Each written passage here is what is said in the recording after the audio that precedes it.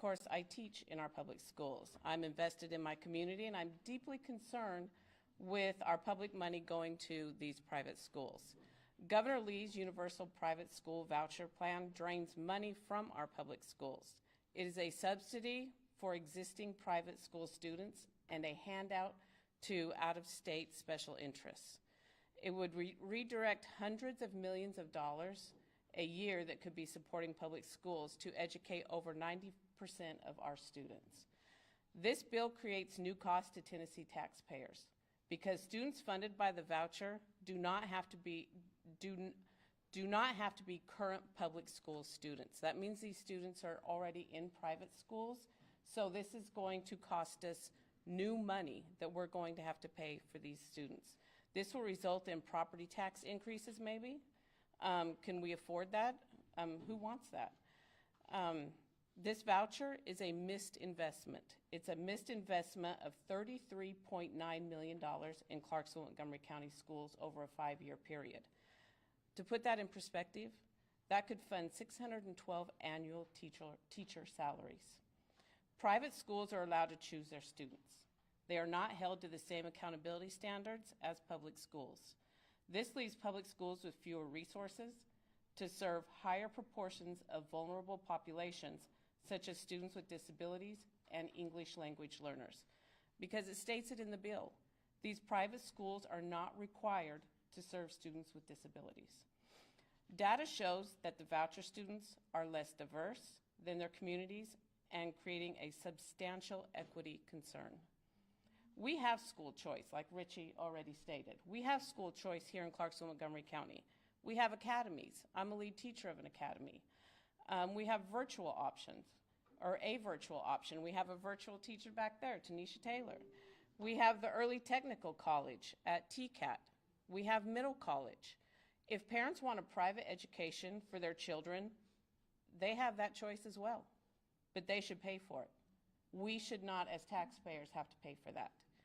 Out-of-state special interests are pushing this voucher bill. They are not from Tennessee, and they do not know or understand the needs of our students. I do not trust that they have the education of our Clarksville and Montgomery County students in their best interest. I do trust that they want our tax dollars with little to no accountability. Strong public schools mean strong communities. Strong communities mean strong Tennessee. It takes all of us working together to protect and strengthen our public schools. Thank you.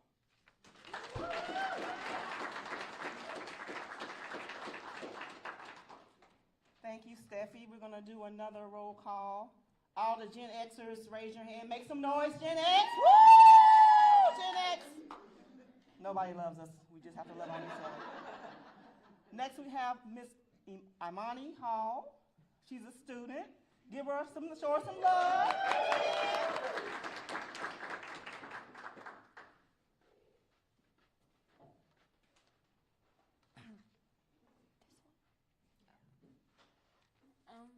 My name is Imani Hall, and I go to New Providence Middle School, and I'm going to be talking about the AVID program. AVID stands for Advancement via Individual and Determination. AVID students get pushed every day to be better in every way. Like, for example, AVID teachers push us to be more mature, to actually care about our grades, and be more serious overall. AVID gives us the chance to explore our different college opportunities, preparing us for our future, ensuring that we have the best future out there. We get the opportunity to learn about colleges and careers for our future readiness.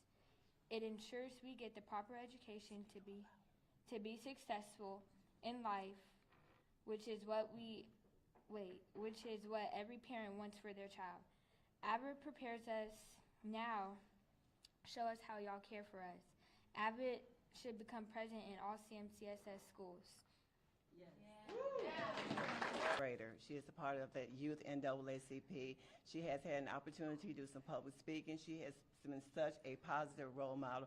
Please give her another round of applause.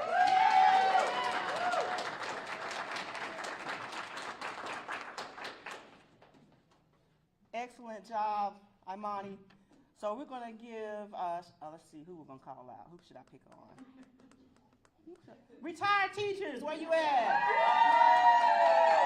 Oh, y'all outdid the active duty. I understand. So next we have Geneva Clifton. Give a round of applause to Miss Geneva.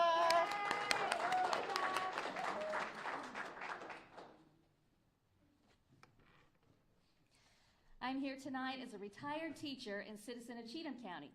After 27 years in the classroom, I'm saddened to see the disrespect from our Tennessee lawmakers when it comes to public education. In all of those years, I have never seen our public schools fully funded. Educators still buy supplies for their classrooms. There are not enough education support professionals to assist in all areas of the schools. And in many districts, educators cannot even afford to live in the district in which they teach. It is a sorry state of affairs when the governor dangles a $2,000 one-time bonus for teachers in order to drum up support for this voucher scam. That is called a bribe. That bonus will be taxed at a high rate. It will not be $2,000 in their bank accounts. Why not give them a bonus no matter what? They deserve it. Yes. Why tie it to a bill that will negatively impact our school systems? Because that's the only way he can get it done. Time and again, educators put their students before themselves and their own families. No school or district is perfect, but our schools educate all students no matter what. In rural areas, school is the beating heart of our communities. There's such pride in all of their achievements, from their academic progress to sports. I've seen a whole town turn out for the local high school homecoming parade. Shout out Pleasant View, Tennessee. These schools in many cases need repairs and additions, and trying to bribe these districts with sports betting money tied to the voucher scam is insufferable. I also say states should care more for services that will meet the needs of the whole child, even beyond academics. Privatizing or diverting funds from public schools will only make the rich even richer. We should not allow special interest groups from out of state to descend upon us and tell us what our students need. Yes. Our lawmakers are presented with an opportunity to do right by our schools and educators for meaningful change, or they can line the pockets of those who want to profit from vouchers. Before I go, how about we feed all the kids breakfast and lunch? Yeah. How about we have universal pre-K for all 4-year-olds? That's right. Lawmakers, show us you really care.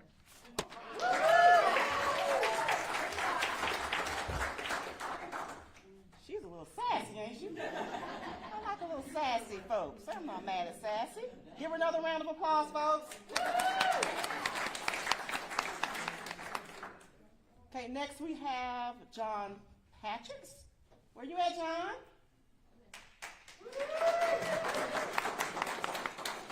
Here's our friend from Cheatham County. I've been on the school board at Cheatham County for 5 years now.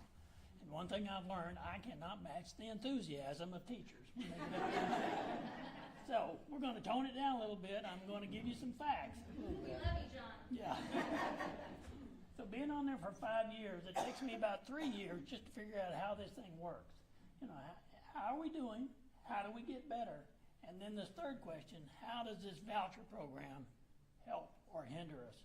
So looking at this at a pragmatic 50,000-foot level, I started looking at some of these op-eds that the governor has put it out. Did he put any out in the Clarksville paper? Yes. Okay. How about Mark White, the educator chair? Did he put one out too? Yes. That's what got my blood boiling whenever I see these two. And the little bit of information they put out that's just got a little bit of truth and a whole lot of something else. So I was a researcher in my federal career, so I started looking at some of these things. I want to give you some facts on some of these things that they have been saying. I'll go to Mark White's. His was just full of it. I respected Mr. White. I heard him speak. He spoke to school board members a year ago or 2 years ago, whenever that 4th grade testing, 3rd grade testing was going on. He came and talked to us. So I gave him some credit. But this op-ed that he came out with was just totally ludicrous. And I started looking at point by point on here. He gave an example of the Arizona school superintendent saying that they had a $4.3 million surplus. The governor of Arizona says that the superintendent misused and did not get $10 million for Title I money because he didn't apply for it. That he did spend $10 million on the unaccountable and unsustainable education savings account program that's breaking the state budget. Mr. White didn't say that. He said there's an analysis of 52 different private schools on whether or not they saved money. He said 47 saved money. 4 were neutral and 1 increased cost. He said this is from Ed Choice, was the one who did the survey. Ed Choice mission is to advance educational freedom and choice. Not exactly unbiased. He gave an example. This is a good one, especially if you're in statistics. Public school students in Florida saw reading and math increase 14.5% whenever school choice was enacted. That's all he said. So, you heard that term, correlation does not mean causation. It's kind of like when ice cream sales and shark attacks go up together. That's called summer, all right? It made no sense. Another one. Let's see. 99% of the Tennessee ESA students now, we got them in the break, the $7,000 tax break. Well, who wouldn't?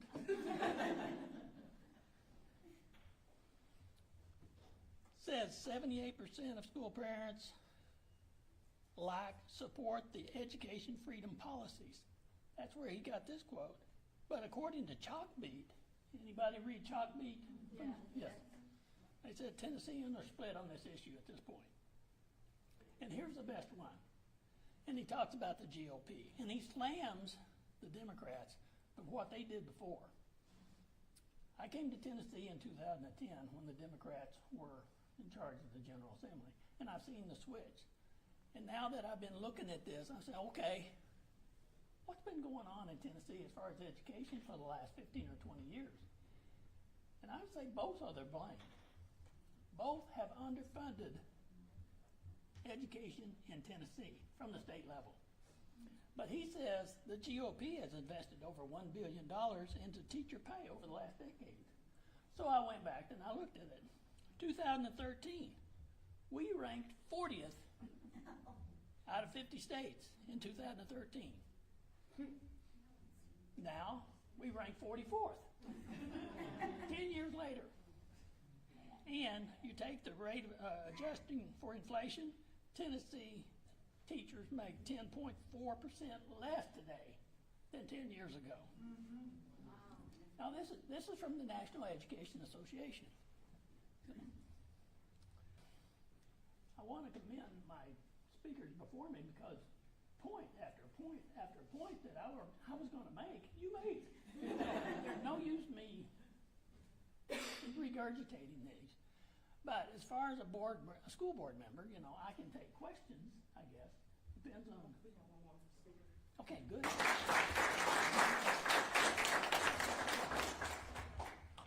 Thank you for our friend from Cheatham County. Look, all the school board members in Montgomery County were invited to come, and one is here. Y'all know I don't play with the radio with folks. So we're going to give a round of applause to Ms. Carol Berry, our supervisor. Your presence does matter, and I am going to call you out if you don't show up. Thank you, Carol Berry, for showing up. Thank you. Please forgive them. I just left a home. Well, 2 people had passed, and things that I do, the outreach that I do, I just left a home outreach into that family. But that's what we should be about, community. Amen. Amen. But I'm here because I want to say that vouchers are a real scam. And we cannot allow vouchers in Montgomery County. Now, as long as I'm on that board, you got one vote on it. I stand 5'2", but when I have to, I put up my dukes. Now, I just want to say, you know, it's actually a violation of the First Amendment for them to even have those vouchers because of separation of church and state. You know, I love God, but we should not use our funds for educating children that the affluent group, if you want your child to go to a private school, that's fine. But pay for that and not use our citizens' money, our taxes, to fund those private schools. I'm not going to change. I keep praying about it, but I am determined to fight vouchers until always will do what's best for public schools. And y'all know my motto. If you don't like what I do, vote me out. Because I'm going to do what's best for Clarksville, Montgomery County, and the United States of America, and the state of Tennessee. What's best for students, what's best for public schools. And I'm going to tell you, it really infuriates me when they keep coming back from a different direction, but the same old story. They can't compete with public schools. Montgomery County, we don't need vouchers, and we don't need charter schools, because we are making the grades and working to improve. I'm not going to spend a lot of your time, but I do want you to know, make sure that we don't pass vouchers. I'm going to do my part. You do your part. Because each one of us have a great influence on our neighbors, our families, to make sure that we stop these vouchers. Thank you for your time.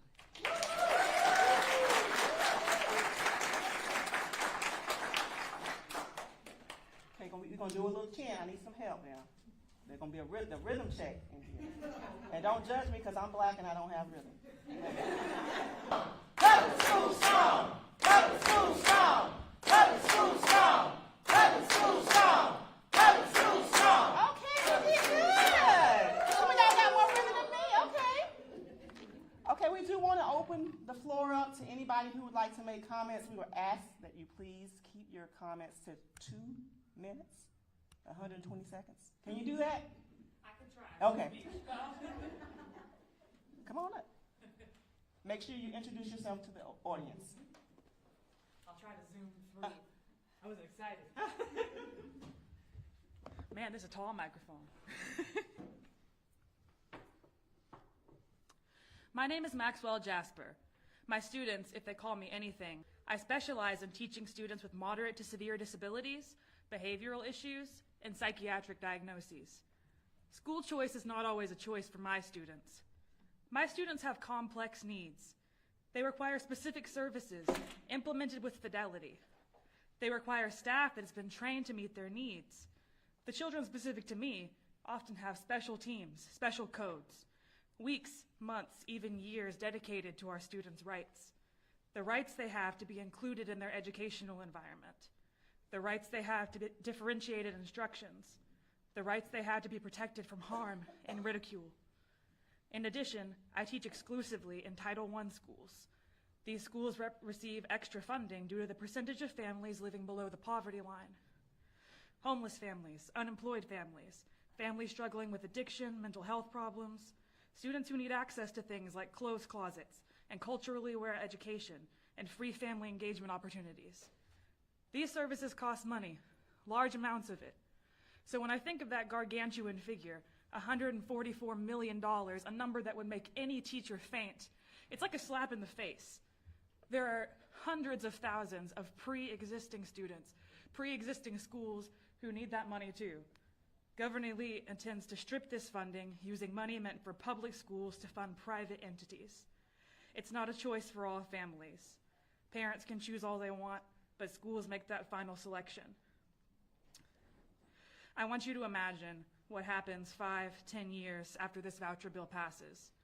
Our public schools, chronically and systemically underfunded, scraping by, old materials, support staff on poverty wages.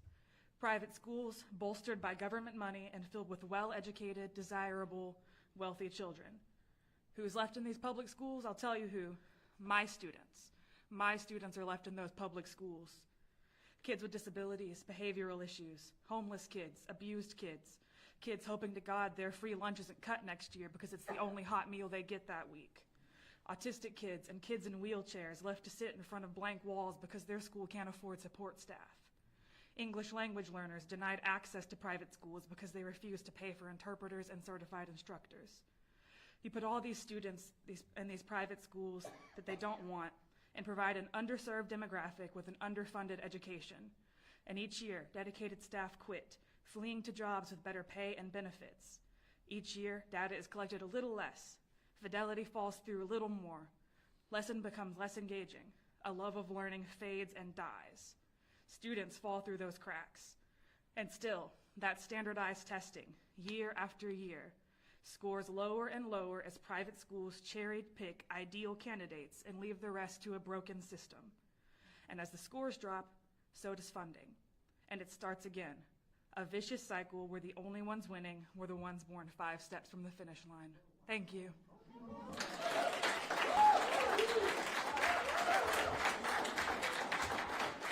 A little feisty, okay. So I do want to give Mr. Jimmy Garland, who's also on the school board, an opportunity to come up and share some remarks. Let's give him a round of applause.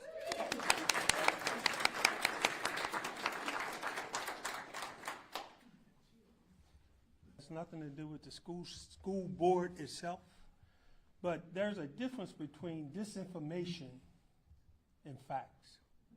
There's a difference between disinformation and facts. I question vouchers, just like I question using public dollars to send a child to a private school. What's going to happen if it passed, and we have a person on our board that have said that he would support this. If it passed, the only persons that's going to get a chance to attend those schools are the children that can attend today. Hear what I say. The only children that will be able to enter those doors will be the children of parents who can afford to send their children to private schools today. But those that making $7 an hour, $10 an hour, $15 an hour, you're going to still be required to pay taxes to allow those children to go to that private school. You're not going to be able to, the people that the governor say that is most apt to benefit, those children will never see the inside of those doors. Why? 10 will not have the funds, the additional $6,000 or $7,000 to put with that $7,200 to get little Johnny in school, private school. I asked the question, our friends on the other side are going to say, well, it's their tax dollars. Well, let's give them back their tax. But I don't think there's too many people sitting in this room, if you have 5 children, that's going to be paying in $35,000 at the end of the year. I don't think that's going to happen.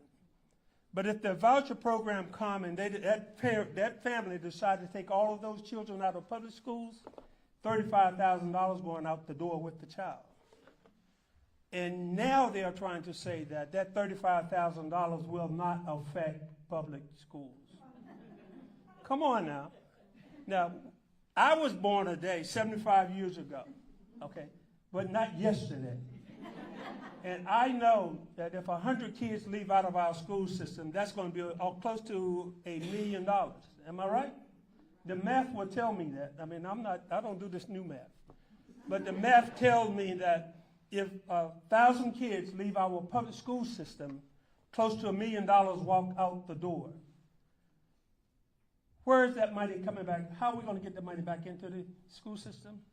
Well, the governor says, and his people say, that vouchers will not hurt public schools. I promise you, for every child that leaves out of public school, when they are sent back, and most time they're going to be sent back around January or the February time frame. That's when the testing that the young lady was talking about occurs because little Johnny cannot pass the test. They're coming back to public schools. But guess what's not coming back, ladies and gentlemen? The money. The money stays over with the private school. I stand up to tell you this. We do not need a charter school, a public charter school. They can have as many charter schools as they want, but we don't need a public charter school. A public charter school is nothing more than a private school that is operated using public dollars, okay? Your and my tax dollars. I don't mind paying my taxes because I had 4 kids to go through the system. And you, everyone in here, helped me to get my children through the system. So I don't mind paying taxes to get your children through public schools. But I have an issue of my tax dollars going toward the rich and the powerful simply because they don't want their children to be taught what teachers have gone to school for years to learn. And it is affecting our hiring, it is affecting our retention, and it's also affecting the quality of a student's learning because a child knows when they are being misled. And ladies and gentlemen, if you fall for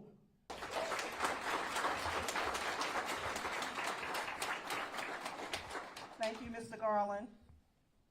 So I did receive an email, and we're in a precarious situation if you're in District 68 because our school board rep is also now sworn in, I think, at 12 District 68. So I was asking him not to support this. So his response, I will be voting for the Education Freedom Act of 2025 and have signed on as a co-sponsor. Just wanted y'all to be aware of that, okay? And we're gonna, do you want to give one more person a chance, or anybody else want to have something to say? We have, okay, come on up, sir.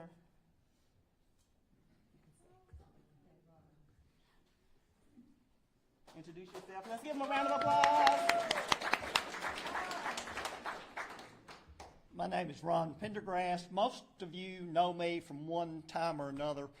I've been involved as an educator, as a union rep, as a retired association director. I've been in education for 50 years.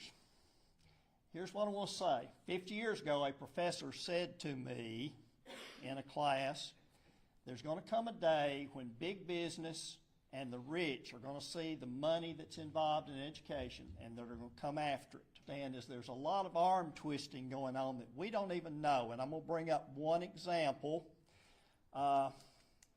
There is some lobbying done right now with TSSAA to allow students to transfer and not lose eligibility. Now, here's what that means. If Rossview High or Clarksville High or somebody has a good football team or a good, but if TSSAA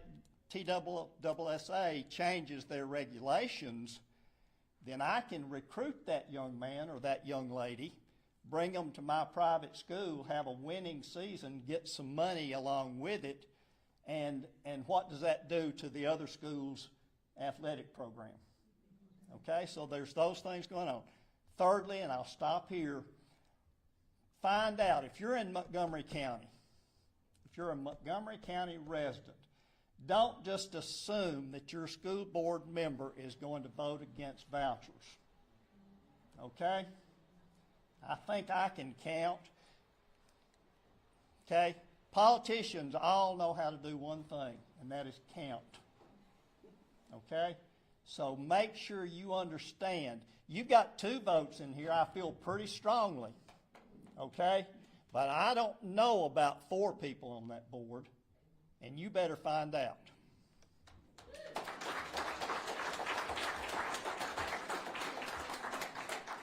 Okay, thank you for that, sir. We do have QR codes available. Make sure you grab them. And I want to do a challenge. What is my ask?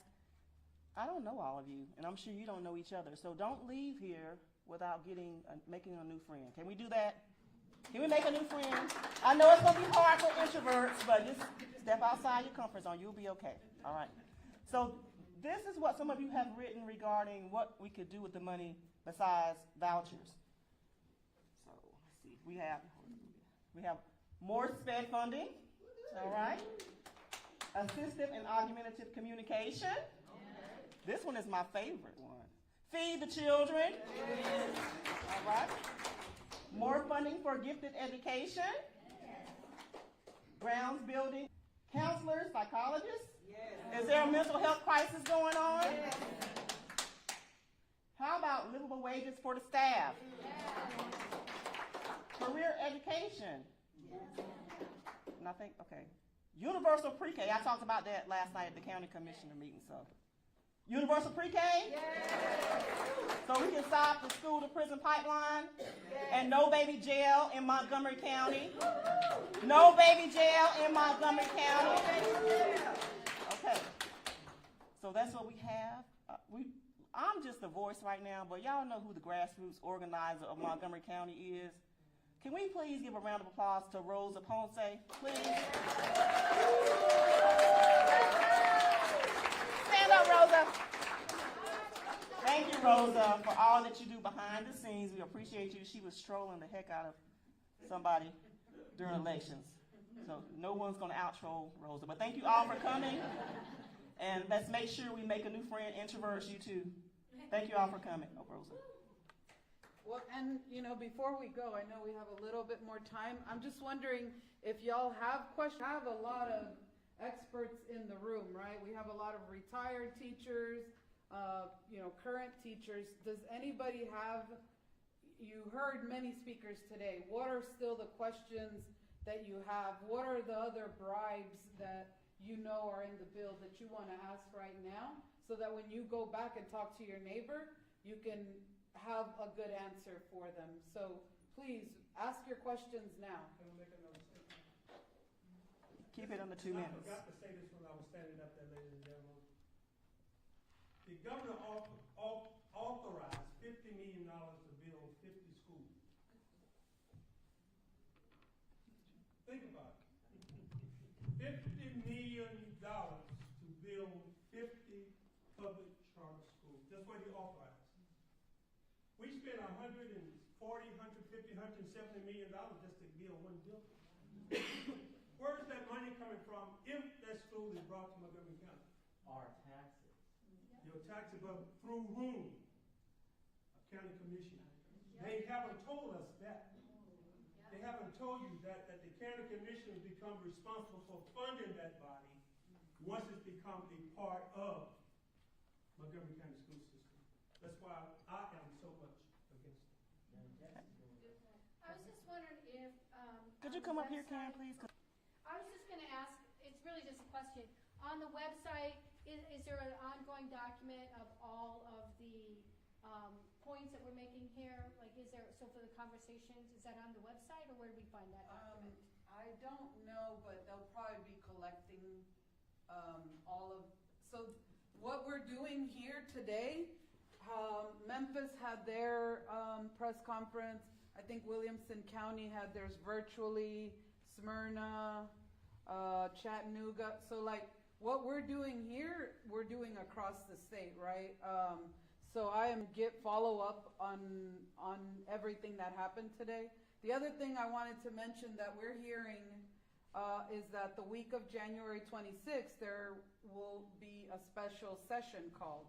And all those bribes you see back there, all that is tied together, and that's their hopes of, I guess, passing it during that week. So in the past, we've had a few months to kind of talk to our reps and, voice our concerns. This year, it's coming real fast and quick, so, we need to be ready. Yes. Any other questions? Yes.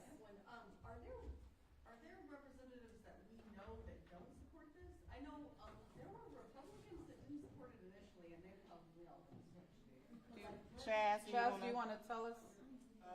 Yeah, I'm hearing that the Republican whip count is they have 55 in favor, and we don't know who of the 75 those are. So that is why you help with the whip count would be really helpful. You can reach out. I don't know where Burkhart stands on this. We know Powers is all in. We know Mayberry's all in, which is a wild thing to do, but I don't think they've released the full text. It's like saying yes with a blindfold on, but whatever. Yeah, we need to find out where Burkhart is. So Last year, every time I That's what he said. Called me 2 nights ago and said he still did not support the bill, that he was still a staunch no. I'm hoping he holds that line. I told him I was gonna hold him to it, but you never know. I'm just hoping he stays that way. And so one of the things we have on your table here are these postcards, and you can write, like I said, write something, and if you want to make one for each of your reps, or I know here we also have like Ronnie. It can be a happy post, mail them yourself. Please do that. What are the other things to remind them? Any other questions that y'all have? Yes. Aaron Mayberry technically is allowed to double dip against our district. Is there something being done or being put in place or considered? Because he can vote against us twice now. We're working on it. Steffi, do you want to say some things on that, or? No. Well, We're working on some things. Let's just leave it at that. Well, like, we can't work on things, like, we have to work Right. on these things, right? Because Aaron is probably tired of me yelling at him, right? So he needs some fresh faces to let him know, right, that it's not just Rosa who opposes this. Like, y'all as citizens, who vote also oppose this, right? And so make sure that you do sign in so that we can follow up with you. My phone number is on a card there. My phone number is everywhere. Feel free to call me, text me, message me, any questions that you have. But honestly, one of the things we've been focused on these past few months is just showing up to the school board meetings, to the county commissioner meetings. And SOCM, I've been posting those dates on SOCM. The next school board meeting is actually next Tuesday at 6 o'clock. So, we encourage you to show up. We just sit there and we listen, right? And they know that we're watching and seeing what they're doing. So I encourage you to just start there. You don't have to speak at the school board meeting. Let's just show up and let them know we are watching. Any other questions or comments? Oh yeah, the other thing, and I don't remember, I think it's actually Monday. So the campaign is called Public Schools Strong, and this is not just statewide, this is actually across the country. We're the second state that's really taken off behind North Carolina. And so on Monday, I think the training is at 6 o'clock. If you scan any of the QR codes, you'll find it. Once you do the training one time, these beautiful shirts that you see with the blue, you'll get one of those. Yes, look at all the beautiful models. You will get one of those shirts that you can wear to the school board meetings. So you only have to do that training one time, and then they'll send you your shirt. They have self-directed versions of that training now, so you don't have to show up. Oh, beautiful. And you still get the shirt when you're done. Okay. So if somebody, I can find the link, or Richie can help us, call me, text me, I will get you that information. But yeah, I think our closing message here is get involved, Yes. right? This, honestly, my goal was 10 people. Look at this, y'all showed up. Y'all showed up. And this is the energy that we need, right? Because all of you know somebody else that you can invite.